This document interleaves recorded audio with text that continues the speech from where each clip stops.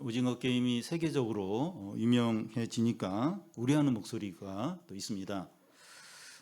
이번 주말 어제부터 해서 할로윈 데이인데 미국 초등학교에서는 이 할로윈 데이 복장을 할 때 오징어 게임 복장을 하지 말도록 금지했습니다. 오징어 게임이 이제 폭력적이기 때문이죠. 우리 가운데 그 오징어 게임을 본 분들이 있고 아직 보지 못한 분들이 있는데 볼 필요가 없다고 생각됩니다. 오징어 게임이 세계적으로 유명하게 된 이유에 대해서 평론가들은 이 오징어 게임의 보편성과 특수성에서 찾고 있습니다. 이 보편성이라고 하는 것은 그 세계인도 쉽게 공감할 수 있는 부분을 말하는데, 이 오징어 게임이 놀이로 이렇게 진행이 되고 또 현실의 생존 문제를 다루었다는 겁니다.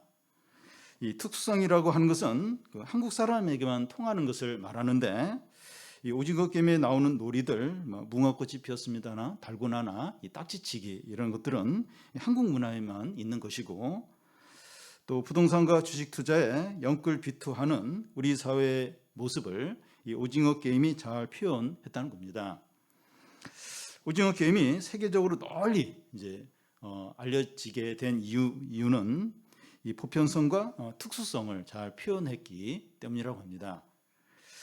어떤 종교가 처음 생겼을 때 널리 알려지고 오래 지속이 되려면 조건이 무엇일까에 대해 이 스타크라는 사람이 현대 사회에서 그 신흥 종교 운동을 이렇게 살펴봤습니다. 이 성공한 이 종교가 되려면 두 가지 그 요건이 필요한데, 하나는 그 종교 운동이 그 시대적 배경 속에 너무 낯설거나 그 이해하기 힘든 집단이 되면 안 된다는 겁니다. 다른 하나는 그 시대의 문화적 환경과는 구별되는 특징이 있어야 한다는 겁니다. 신흥 종교에서는 이 보편성과 특성을 갖추어야 오래 이제 지속이 된다는 겁니다. 이 사도행전의 배경이 되는 시대는 기원후 1세기 로마가 세계를 다스리는 때였습니다. 그 당시에 로마 제국 안에는 30만 개의 신이 있다고 할 정도로 엄청나게 많은 종교들이 있었습니다. 그런 시대에 이제 기독교가 시작된 겁니다. 그 당시에 그 30만 개 되는 이 종교 중에서 지금까지 존재하는 종교는 유대교하고 기독교뿐이라고 합니다. 유대교는 이제 유대인들 중심으로 이제 유지가 되고 있지만 세계적으로 널리 알려져 있고 많은 사람들이 믿는 종교는 기독교뿐입니다. 그러면 그 2000년 전 그 120명으로 시작된 기독교가 어떻게 세계적인 종교가 되고 오랫동안 지속될 수 있었습니까? 근데 우리가 이제 방금 살펴본 이 보편성과 이 특수성의 측면에서 기독교가 이 두 가지를 잘 갖추었다고 할 수 있습니다. 우리가 이제 사도행전 2장을 살펴보고 있는데, 이 초대 교회는 이 보편성과 이 특성을 잘 보여줍니다. 이 교회의 이제 보편성을 예로 들면, 이제 가난한 사람들에게 물질을 나눠주고 신분이나 민족이나 빈부를 차별하지 않고 서로 이제 사랑의 교제를 나누고, 이 사도행전 2장에는 나오지 않지만 이 기독교인들이 이제 국가 관리들에게 복종을 하고 세금도 잘 이렇게 내는 겁니다. 반면에 이 교회의 이제 특수성이란 이 교회는 이 죄를 회개하고 예수 그리스도를 믿음으로 구원을 받은 자들로 이루어졌다는 겁니다. 이런 신자들이 기쁨과 감사함으로 예배드리고 찬양하고 기도하는 거죠. 사도행전에 나오는 초대교회는 보편성과 특수성을 가진 균형 있는 그런 교회였습니다. 여기서 이제 우리는 이제 한국 교회와 이 초대교회를 이제 비교하게 되는데요.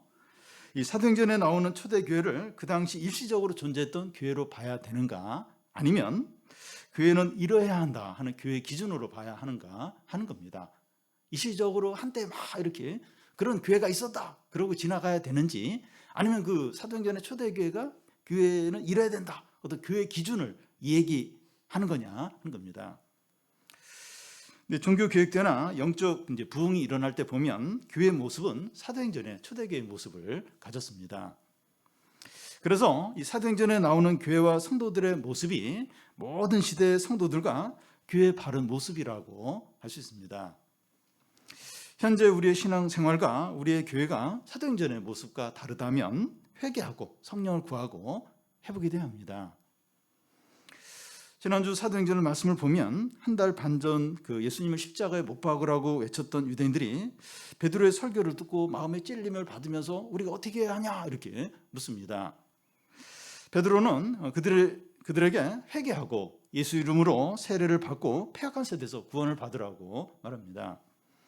그러자 3,000명이 되는 유대인들이 예수님 믿고 세례를 받습니다. 이 3,000명은 무엇에 홀리거나 어떤 감정적인 충동을 받아서 이렇게 한 게 아니었습니다. 베드로가 그들에게 예수님의 생애와 죽음과 승천과 또 성령 내려주심을 설교했기 때문이죠. 그들은 복음을 듣고 거듭나게 된 겁니다. 여기서 이제 거듭난다고 하는 것은 하나님의 생명을 갖게 된 것을 말합니다. 아기가 태어나면 그 아기는 자기에게 생명이 있다는 것을 여러 가지로 표현합니다. 옹알이를 하고 울기도 하고 또 손짓 발짓 하면서 이렇게 가족들에게 그 자기가 이제 생명 있는 존재다 하는 것을 표현하죠. 이와 같이 어떤 사람이 거듭나게 되면 자기 안에 하나님의 생명을 여러 가지로 표현하게 되는데 그 표현들이 오늘 본문 말씀에 나와 있습니다. 우리가 방금 읽은 말씀에 잘 나와 있는데요. 7가지로 볼 수 있는데 말씀을 사모하고 서로 친밀히 교제하고 기도에 힘쓰고 물질을 풍성하게 나누고 기뻐하고 찬양하고 또 구원받는 자들이 늘어난다는 겁니다. 하나님의 생명을 가진 자들이 모인 이제 신앙 공동체에서 이런 일이 풍성하게 일어납니다. 우리가 사도행전의 말씀을 살펴보는 이유는 우리 교회, 현대 교회, 우리 교회의 모습과 비교하기 위해서요. 그 사도행전의 그 초대 교회가 그냥 한때, 그냥 2000년 전에 한때 이렇게 반짝했다가 그냥 사라지는 그런 어떤 의미가 아니라 그게 교회의 바른 모습이라는 거예요.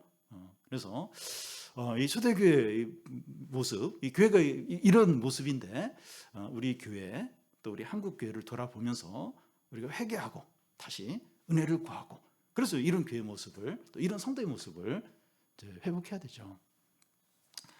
먼저 이 말씀을 사모한다는 겁니다. 42절 앞에 보면 그들이 사도의 가르침을 받아 현대로 오면 올수록 사람들은 설교 듣는 걸 힘들어하고 부담스러워합니다. 예배가 1시간 안에 끝나기를 원하고 예배가 길지 않도록 기도합니다. 예배는 일주일에 한 번이나 한 달에 한두 번이나 또 1년에 한두 번 정도면 충분하고 그 이상은 필요하지 않다 이런 생각을 합니다. 현대의 교인들이 이렇게 생각하는 이유가 무엇입니까?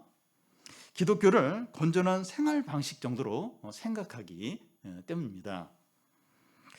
그들이 생각하기를 이제 기독교는 다른 사람에게 해를 주지 않고 사회 봉사하고 불쌍한 사람을 돕고 자선단체에 기부하고 도덕적으로 윤리적으로 삶을 사는 것이 기독교다 이런 정도로 생각합니다. 기독교를 이렇게 생각하기 때문에 최소한의 말씀에 더 말씀을 들을 필요를 못 느끼는 거예요. 한번 예배 드리면 됐지, 한 달에 한두 번 교회 가면 됐지, 이렇게 이제 생각을 한다는 겁니다. 그런데 그리스도는 어떤 자입니까? 그리스도는 어떤 자입니까? 하나님의 생명을 가진 자입니다. 생명 있는 존재의 특징이 뭔가 하면 욕구가 있다는 거예요. 어떤 강한 욕구가 있다는 겁니다. 저희 집에 구피라는 작은 물고기를 이렇게 기르는데요. 아침에 제가 이제 먹이를 주려고 그 어항 가까이 가면 물고기들이 다 수면을 올라와요. 그러면서 그래서 이 먹이를 이제 주면 그 물고기들 입이 서로 부딪힐 정도로 엄청 경쟁적으로 이제 먹습니다. 가난한 아기들은 어떻습니까? 누가 젖을 빠는 법을 가르쳐 주지 않아도 본능적으로 젖을 빠는 법을 압니다. 그리고 이 젖을 빠는 힘이 얼마나 센지 몰라요. 가난한 아기들은 배가 고프면 우는데 이 우는 걸 통해서 빨리 젖을 달라고 이제 부모에게 요구를 하는 거죠. 이 젖을 안 주면, 우유를 안 주면 끝까지 줘요, 끝까지. 왜냐하면 강한 욕구, 먹고자 하는 강한 욕구가 있기 때문이죠. 이와 같이 거듭난 자는 하나님의 생명을 가진 갓난아기입니다. 베드로의 설교를 듣고 회심한 3,000명은 영적으로 막 태어난 그런 베이비죠. 영적인 유치원생들이 3,000명이 갑자기 생겼다고 보면 됩니다. 그들에게서 제일 먼저 나타나는 특징이 뭡니까? 사도의 가르침을 받는 겁니다. 이 42절 뒷부분에 오로지 힘쓰니라 하는데 하나님의 말씀을 듣는데 온 힘을 쏟는 거예요. 온 힘을. 갓난아이가 젖을 빠는 것처럼, 젖을 찾는 것처럼 이 하나님 말씀을 간절히 들으려고 하는 겁니다. 혹시 여러분 중에 그 식사를 할 때 의무로 이제 식사하는 분이 있습니까? 이게도 식사 꼭 해야 되나? 뭐 이런 분이 있습니까?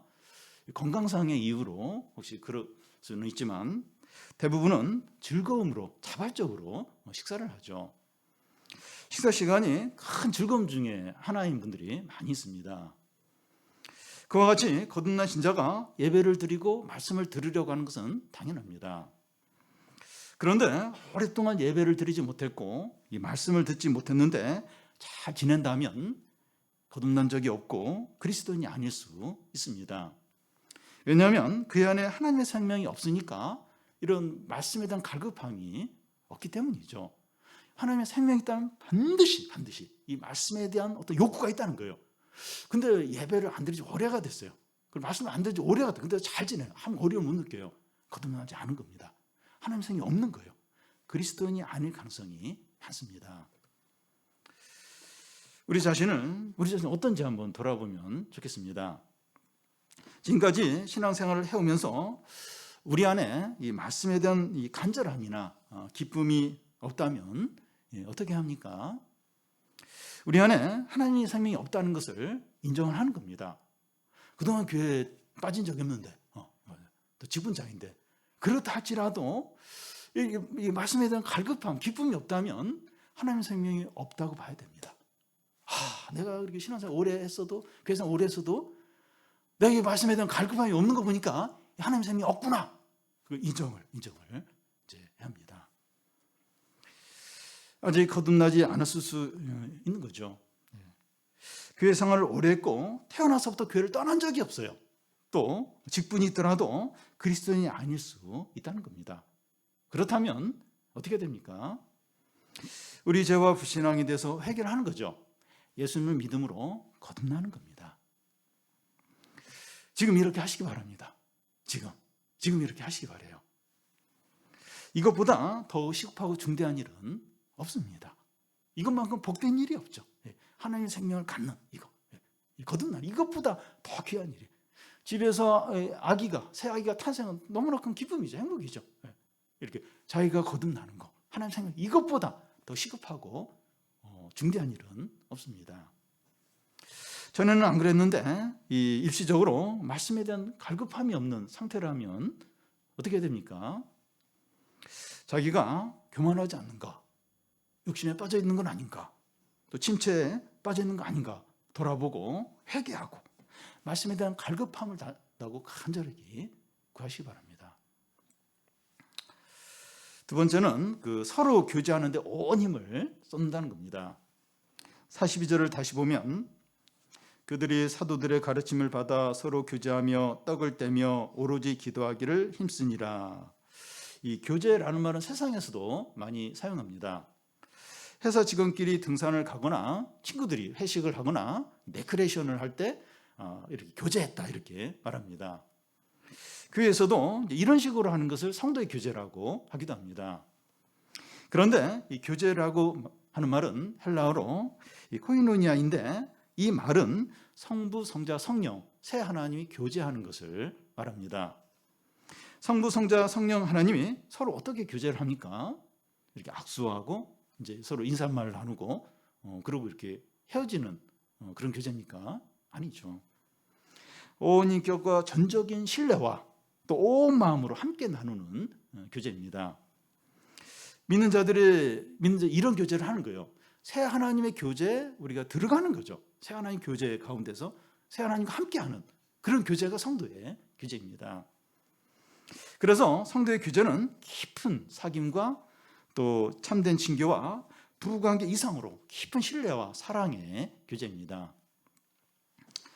장년 모임에서 나눔을 하다가 부부가 서로에 대해서 놀랄 때가 있습니다. 당신이 그런 어려움이 있었어? 그렇게 힘들었어? 이러면서 모임에서 처음 듣는 경우가 종종 있습니다. 집에 와서 그런 얘기를 먼저 나에게 해야지, 그런 자리에서 하면 내 체면이 어떻게 되냐고 하면서 다툴 때도 있습니다. 때로는 이런 부분이 부부관계를 힘들게 하는 거 아닌가 하는 생각도 들 수 있는데, 이 부부관계를 회복시키는 거죠. 온전케 이제 하는 겁니다. 어쨌든 이 성도의 교제는 부부관계 이상으로 더 깊은 신뢰와 사랑 가운데 이루어집니다. 여러분, 이 그리스도인이 되면 가장 먼저 나타나는 특징 중에 하나가 성도의 교제를 좋아한다는 거예요. 유유상종이라고 이제 하는 게 이제 같은 것끼리 이제 모이는 것을 이제 말하는데요. 같은 영적인 경험과 같은 마음과 같은 하나님을 믿는 자들이 서로 그리워하면서 모이려고 하는 것은 당연합니다. 모여서 뭐 영화를 보는 것도 아니고, 뭐 특별히 무슨 놀이를 하는 것도 아니고, 또 맛있는 것을 먹는 것도 아닌데 믿는 자들이 모이는 걸 좋아합니다. 시간이 없고 어려운 상황 가운데 있다 할지라도 어떻게 해서든지 모이려고 합니다. 한창 뜨겁게 연애하는 청년들이 아무리 바쁘고 멀리 있어도 어떻게 해서든지 만나려고 하는 것과 같습니다. 성도의 교제는 누가 시켜서거나 강요에 의해서가 아니라 성도 스스로가 간절히 원합니다. 46절에 앞에 보면 날마다 마음을 같이하여 성전에 모이기를 힘쓰고, 매일 모이는 거예요. 매일 모여야 된다 뭐 이렇게 누가 정해서가 아니에요. 그냥 매일매일 그냥 보고 싶은 거예요. 매일 모여서 예배 드리고 기도하는 겁니다. 세상은 혈연, 학연, 지연으로 나뉘어져서 자기들끼리 이렇게 모이는데, 신자들은 혈연, 지연, 학연, 나이, 성별, 외모, 빈부를 다 뛰어넘어서 그리스도 안에서 모든 사람이 친밀하게 교제합니다. 제가 이제 신자가 아니라면 청소년들이나 청년들이나 여자분들이나 나이든 어르신들과 대화하는 것을 힘들어했을 거예요. 그런데 신자들이기 때문에 오랫동안 대화하고 웃으면서 즐거운 시간을 보냅니다. 이게 힘들지가 않아요. 힘들지가 않습니다. 처음 보는 사람인데도 그가 신자라면 5분만 이렇게 이야기해도 진심을 털어놓고 함께 이야기를 하게 됩니다. 제가 이제 캠프 때 이제 인솔 사역자들과 이제 이렇게 성경 공부를 같이 하는데 처음 보는 분들이 많아요. 그래서 이렇게 성경 공부를 하는데 한 5분 지나는데 속 얘기를, 깊은 얘기를 서로 이제 깊이 나누는 거예요. 뭐 그 사람은 나하고 무슨 친분 관계가 있다고 그럽니까? 성도니까. 이게 마음이 열리고 진지한 그런 대화를 하는 거죠. 전에 어떤 청년이 자기가 교회 와서 놀란 게, 이렇게 사람들이 맨정신에 이렇게 자기 속 이야기를 한다는 거예요. 원래 이렇게 술 한잔 들어가고 이래야 이제 속 이야기를 하는데, 맨정신에 이렇게 속 이야기, 깊은 이야기를 하는 거 보면 놀랬다는 겁니다. 성도가 그렇죠. 성도의 교제가 그런 거죠. 성도의 교제는, 이 성도의 교제도 이 어떤 사람이 그리스도인가 아닌가 하는 것을 알 수 있는 시금석이 됩니다.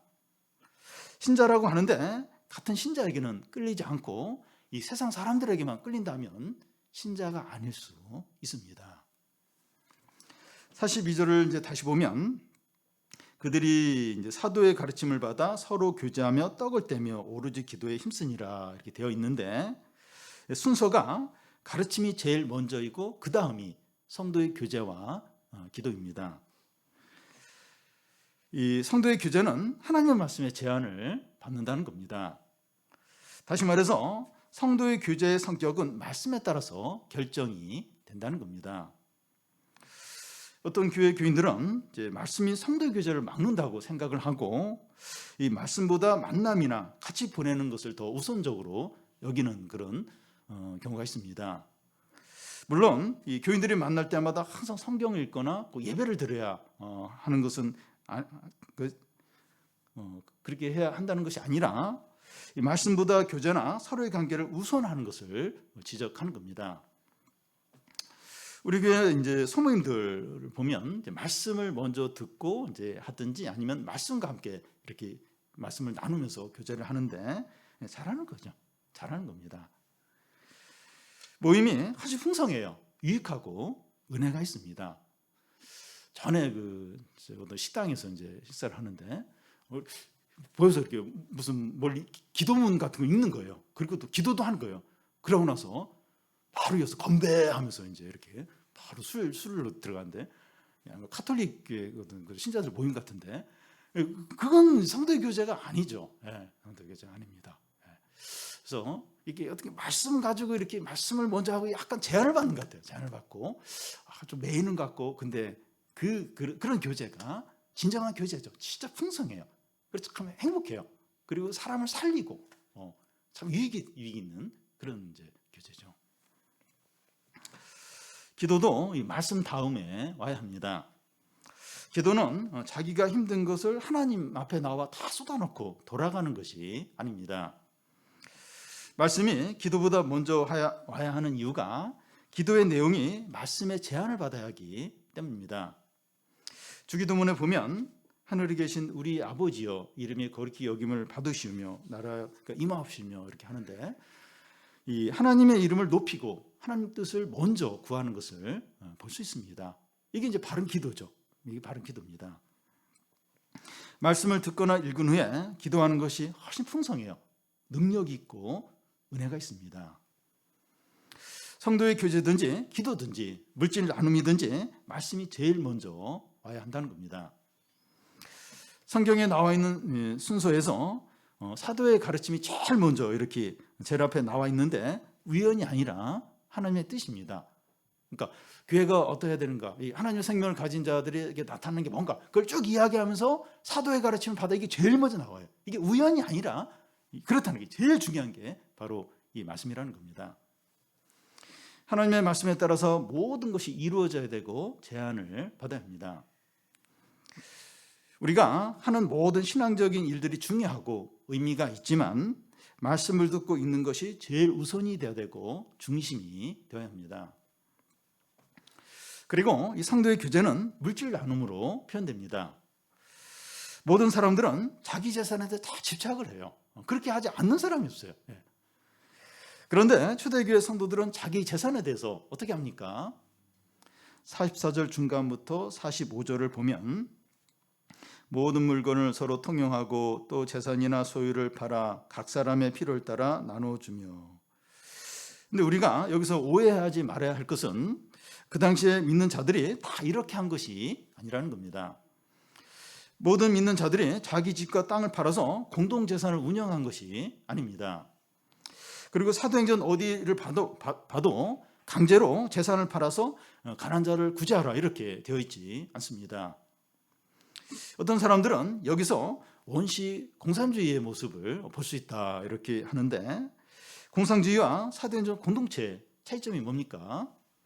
공산주의는 정치 이념에서 출발했고 강제적입니다.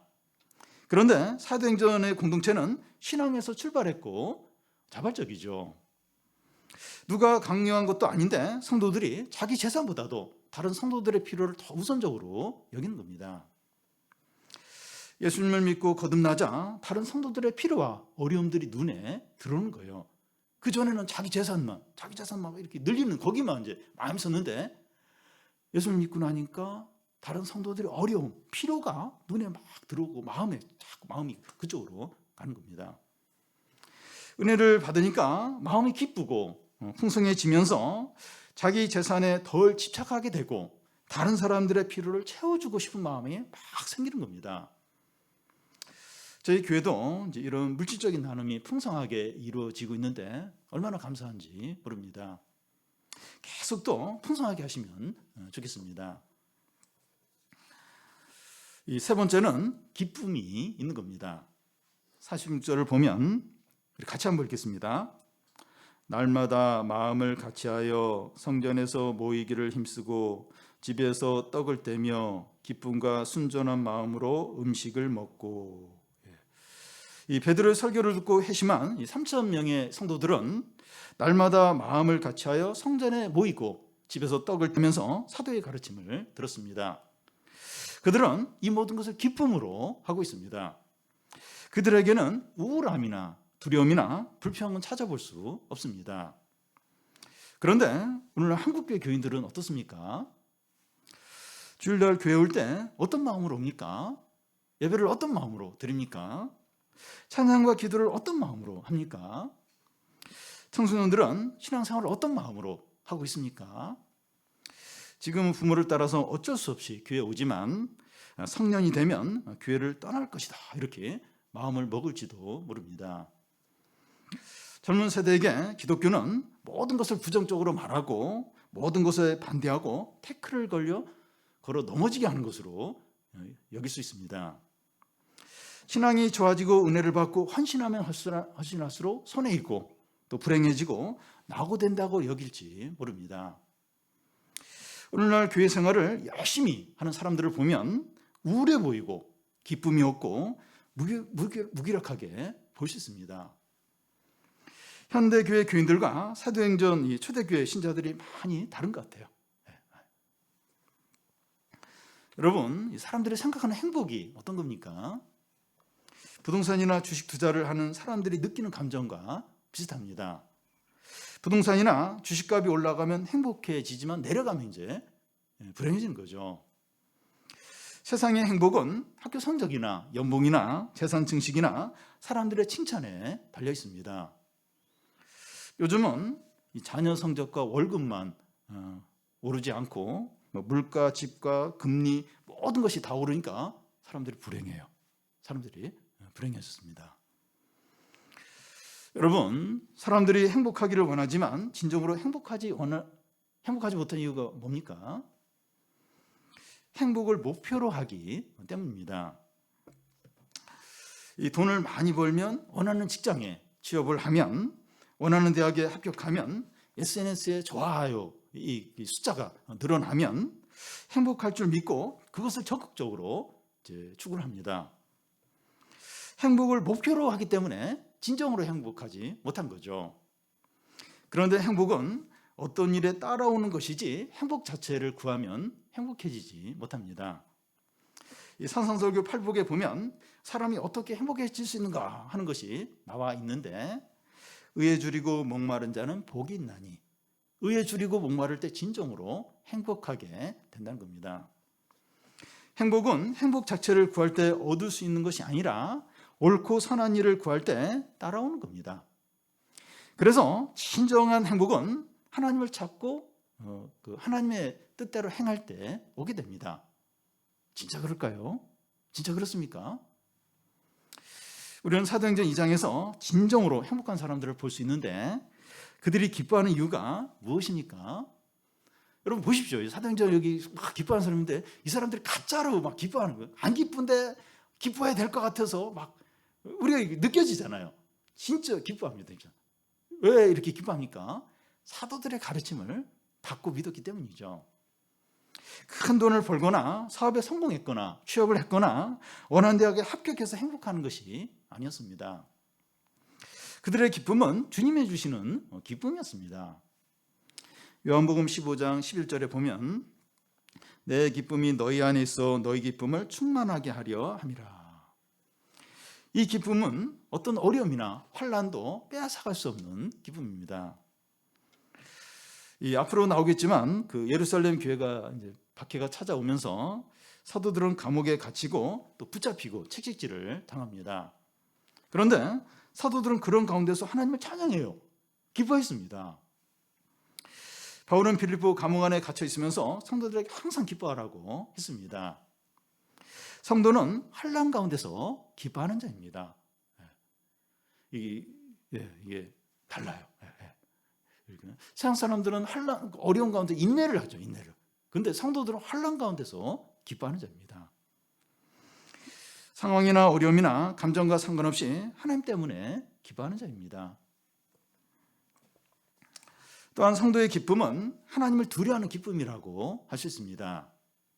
43절을 보면 사람마다 두려워하는데 사도들로 말미암아 기사와 표적이 많이 나타나니. 이 사도들을 통해서 이 기사와 표적이 많이 나타난다고 하는데 이 하나님의 행하신 일들이 풍성하게 나타난 것을 말합니다. 예를 들어 기도응답이나 또 병이 낫거나 또 기적이나 은혜들이 많이 나타나는 거예요. 여러분 상황을 보십시오. 막 성령 임하고 막 말씀이 선포되고 사람들이 막 간절하게 하나님께 나와요. 이런 분위기에서 하나님이 하시는 일들이 많이 나타나는 게 어떻게 보면 당연하죠. 그러니까 기사와 표적들, 하나님 어떤 행하심들이 풍성하게 막 기도응답, 병 낫는 거 막 응답들이 많이 나타나는 겁니다. 사람들이 이런 걸 보면서 두려워해요. 하나님을 이제 두려워합니다. 여기서 이 두려워한다고 하는 것은 하나님을 경외하는 것을 말합니다. 하나님을 전심으로 사랑하고 지극히 존경하는 거죠. 하나님을 경외하는 것과 기뻐하는 것과 모순되지 않습니다. 오히려 이 사람이 하나님을 경외하지 않고 교만할 때 기쁨이 없습니다. 이상해요. 이상합니다. 이렇게 하나님 경외하지 않고 막 교만하면, 그래서 막 자기가 하고 싶은 대로 다 하면 너무나 행복할 것 같은데 안 그래요. 기분이 없어요. 허탈해요. 허무해요. 자기가 하고 싶은 대로 막 다 했을 때 허무해요. 이게 안 기뻐요. 그 당시는 뭐 당장 기쁠지 몰라도 기쁘지 않습니다. 그런데 이 하나님을 경외할 때 말할 수 없는 기쁨이 밀려옵니다. 이것도 이상해요. 이 불행할 것 같고 비참할 것 같고 또 억울할 것 같은데 안 그래요. 반대입니다. 반대예요. 내 마음대로 하고 싶은 대로 다 하면 당장은 좋은 것 같은데 허탈해요. 이게 기분이 없어요. 근데 하나님을 경외함으로 자신을 절제하고 이렇게 순종했을 때 불행할 것도 안 그래요. 절대 불행하지 않습니다. 진짜 잘했다 싶고 너무 행복하고 기쁨이 또 평안이 밀려오는 걸 누리게 됩니다. 여러분, 진정으로 행복하길 원합니까? 다 원할 거예요. 다 원합니다. 어떻게 하면 될까요? 세상이나 우리가 하는 일을 통해서 얻을 수 없습니다. 세상을 다 가져도 진정으로 행복하지 않습니다. 이 테슬라 CEO 일론 머스크의 재산이 361조 원이라고 하는데 우리 내년 그 국가 예산의 한 반 정도에 해당하는 그런 금액입니다. 이렇게 돈이 많으니까 이 일론 머스크는 진짜 행복하겠다. 그러지 않아요. 이 재산이 언제 어떻게 될지 몰라요. 언제 또 이렇게 사라질지 모르고 그러면 또 이제 이게 행복이 사라지는 거죠. 우리가 하고 싶은 대로 다 해도 행복하지 않습니다. 전도서에서 말씀한 것처럼 해 아래 새 것이 없어요. 모든 것이 헛됩니다. 눈에 보이는 것은 잠깐이고 세상의 모든 좋은 것들은 풀의 꽃과 같습니다. 진짜 그래요. 그러면 어떻게 해야 됩니까? 어떻게 진짜 행복하기 원하는데 어떻게 해야 됩니까? 하나님을 가까이 하는 겁니다. 어떻게 하는 것이 하나님을 가까이 하는 건지 한번 생각해 보시죠. 우리가 알아요. 이렇게 하면 하나님이 멀어지고 이렇게 하면 하나님과 가까워지고 알아요. 어떻게 하는 게 하나님을 가까이 하는가 한번 생각해 보십시오. 예배를 드리려고 하고 말씀을 읽으려고 하고 또 소모임에 참석을 하려고 하고 기도하려고 하는 거죠. 핸드폰 절제하고 또 욕심을 내려놓고 죄를 버리는 거죠. 버리는 겁니다. 자꾸 이렇게 하나님께 자신을 제한시키는 거죠. 제한시키죠. 우리는 바울이나 시편 기자나 이 사도행전에 나오는 그 성도들을 통해서 고난 가운데서 하나님으로 인해서 가장 행복해하는 사람들을 볼 수 있습니다. 우리 바울을 통해서도 그렇게 보지 않습니까? 지금 사도행전의 이 성도들 다른 거 어려워도 없어도 이 하나님 때문에 진짜 행복해하는 기뻐하는 사람들을 볼 수 있습니다. 성도는 하나님 한 분만으로 언제나 기뻐하는 자입니다.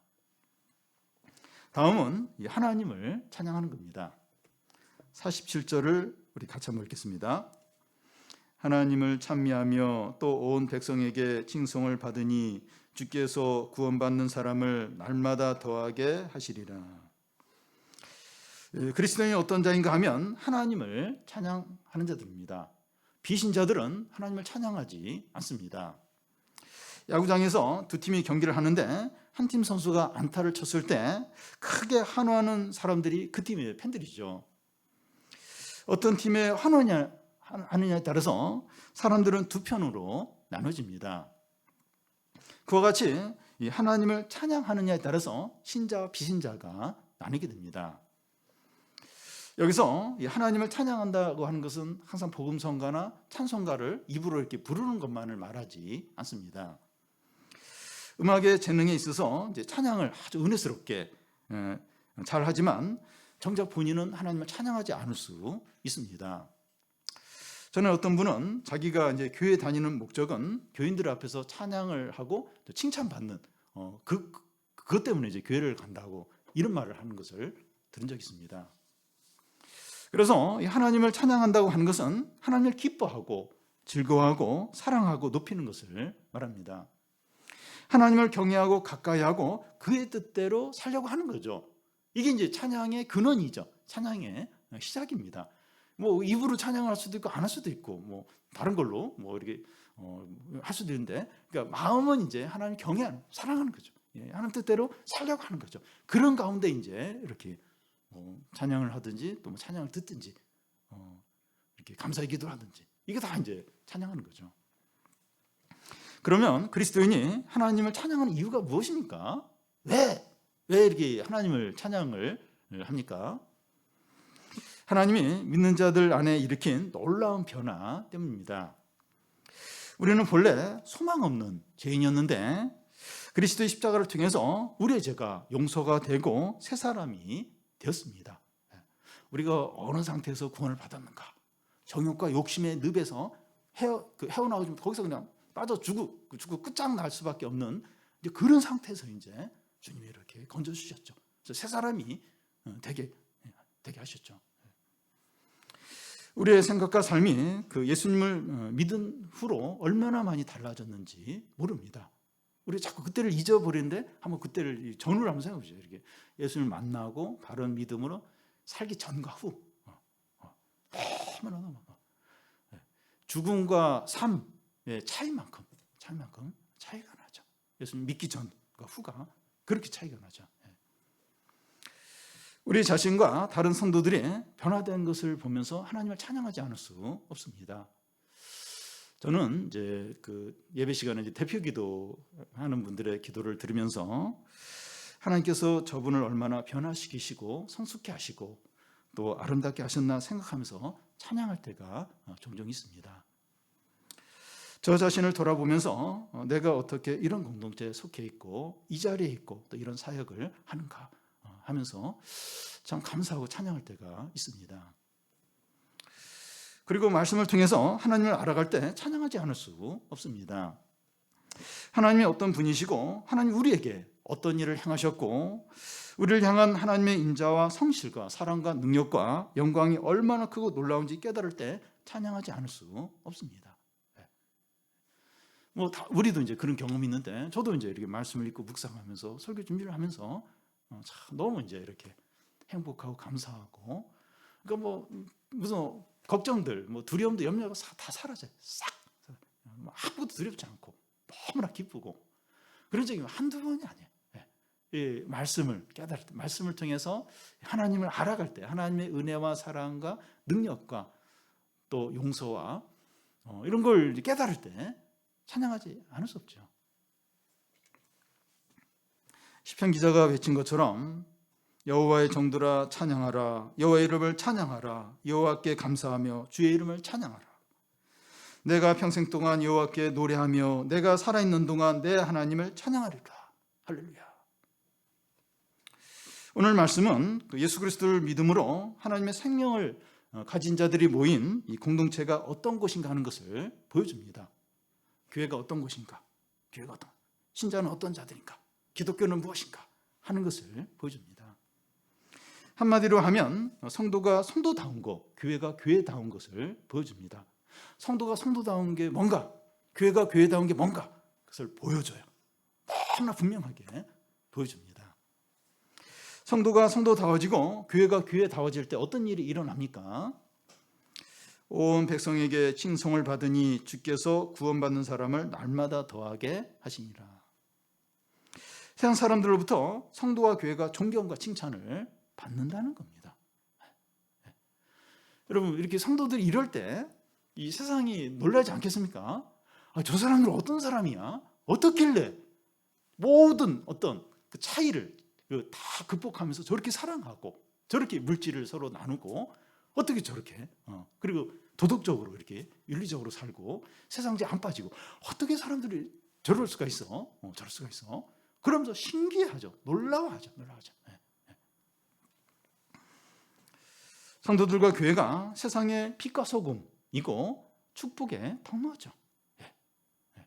이럴 때 이제 세상의 빛과 소금인 거죠. 예.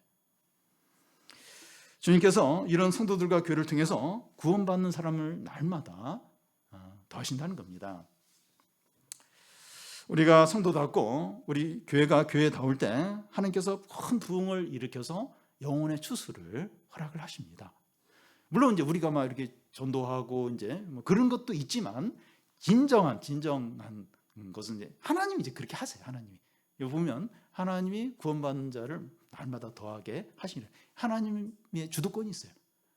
신자가 신자다울 때, 교회가 교회다울 때 하나님 그렇게 하세요. 큰 부흥을 주고 영혼의 추수들이 많이 있도록 하십니다. 오늘 말씀을 보면서 우리 자신이 아직 그리스도인이 아니라면 죄를 회개하고 예수 그리스도를 믿음으로 거듭나서 하나님의 생명을 가지시기를 바랍니다. 진정으로 그렇게 하시기 바라요. 이건 부끄러운 게 아니에요. 부끄러운 게 아니고 내가 교회를 떠난 적이 없고 직분자이고 한데 내가 보니까 내가 아직 신자가 아니구나. 근데 내 안에 하나님 생명이 없구나. 이게 너무나도 분명하구나. 그러면 회개하는 겁니다. 예수 그리스도를 믿는 거예요. 그리고 거듭나는 거예요. 그래서 하나님 생명을 갖는 겁니다. 이것보다 더 중대하고 시급하고 복된 것은 없습니다.